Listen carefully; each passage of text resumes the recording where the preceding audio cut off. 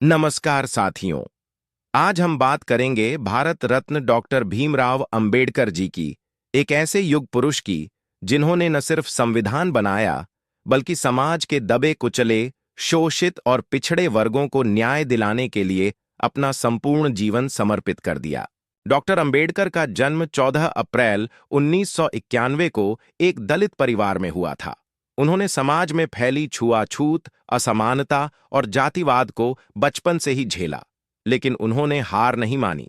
वे पढ़े बढ़े और कोलंबिया विश्वविद्यालय और लंदन स्कूल ऑफ इकोनॉमिक्स से उच्च शिक्षा प्राप्त की। डॉक्टर अंबेडकर सिर्फ एक नेता नहीं, बल्कि विचारक, अर्थशास्त्री, विधिवेत्ता और क्रांतिकारी समाज सुधारक थे। डॉक्टर अंबेडकर ने पिछड़े वर्गों की स्थिति को गहराई से समझा। उन्होंने कहा था, जो समाज अपने लोगों को शिक्षा से वंचित करता है, वह खुद को बर्बादी की ओर ले जाता है। उनका मानना था कि जब तक समाज के सबसे निचले तबके को समान अवसर नहीं मिलते, तब तक लोकतंत्र केवल नाम मात्र का रहेगा। अंबेडकर ने पिछड़े वर्ग को 3 मुख्य हथियार बताए। जब डॉक्टर अंबेडकर संविधान सभा की ड्राफ्टिंग कमेटी के अध्यक्ष बने, तब उन्होंने विशेष ध्यान दिया कि अनुसूचित जातियों, जनजातियों और पिछड़े वर्गों को बराबरी का हक मिले। उन्होंने आरक्षण नीति की नींव रखी ताकि पिछड़े वर्ग के लोगों को शिक्षा, नौकरी और राजनीति में प्रतिनिधित्व मिले। उन्होंने अनुच्छेद 15(4) और 16(4) में संशोधन कर यह स्पष्ट किया कि राज्य पिछड़े वर्गों के लिए विशेष प्रावधान कर सकता है। डॉक्टर अंबेडकर हमेशा कहते थे, शिक्षित बनो, संगठित रहो और संघर्ष करो। उन्होंने कहा कि पिछड़े वर्ग को सबसे पहले शिक्षा का अधिकार चाहिए, क्योंकि शिक्षा ही व्यक्ति को आत्मनिर्भर बनाती है।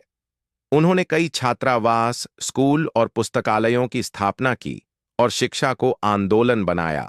डॉक्टर अंबेडकर जाति व्यवस्था के घोर विरोधी थे। उन्होंने जाति तोड़ो आंदोलन की शुरुआत की और कहा, जाति हिंदू समाज की सबसे बड़ी बीमारी है और जब तक जाति है, बराबरी का सपना अधूरा है। उन्होंने पिछड़े वर्ग को आत्मगौरव, स्वाभिमान और न्याय की भावना से प्रेरित किया। डॉक्टर अंबेडकर ने महसूस किया कि सिर्फ सामाजिक और राजनीतिक अधिकार काफी नहीं है, जब तक आत्मा को भी स्वतंत्रता न मिले। इसलिए उन्होंने 14 अक्टूबर 1956 को लाखों अनुयायियों के साथ बौद्ध धर्म को स्वीकार किया और कहा, मैं हिंदू धर्म में पैदा हुआ जरूर हूं, लेकिन मरूंगा नहीं। यह धर्म परिवर्तन, आत्मसम्मान की क्रांति थी। आज भी भारत में पिछड़ा वर्ग अनेक सामाजिक और आर्थिक चुनौतियों का सामना कर रहा है। डॉक्टर अंबेडकर का सपना तब पूरा होगा जब पिछड़ा वर्ग न सिर्फ पढ़ेगा, बल्कि नेतृत्व करेगा, न्याय पाएगा और सम्मान से जिएगा।